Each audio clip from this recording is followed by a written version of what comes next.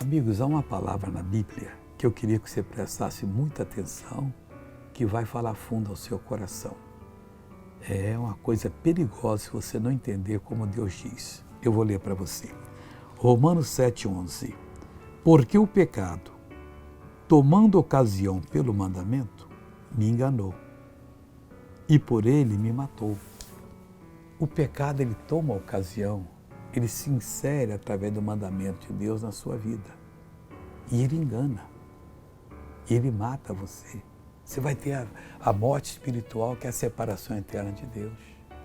Quanta gente está sendo tentada. E o pior é que a tentação convence a pessoa que ela é especial. Todo mundo que fizer a coisa errada é porque eles não podem, mas ela pode. Porque Deus precisa dela. Essa pessoa já caiu. Não em pecado do que ela vai praticar, mas no pecado pior que é a tentação.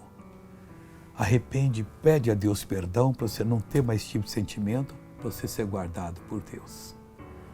Vamos ver essa pessoa que foi abençoada? Uma hérnia de disco terrível, que inclusive tinha que fazer a cirurgia e botar um parafuso. E essa perna totalmente dormente.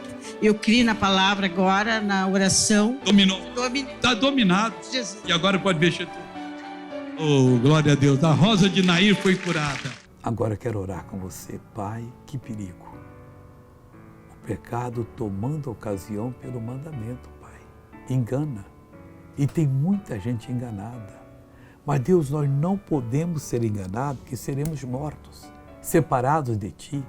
Eu uno a minha fé com a fé dessa pessoa. Eu repreendo todo o mal que está na vida dela. Eu mando que saia, vá embora, em nome de Jesus. E você diz, obrigado, Jesus. E amém.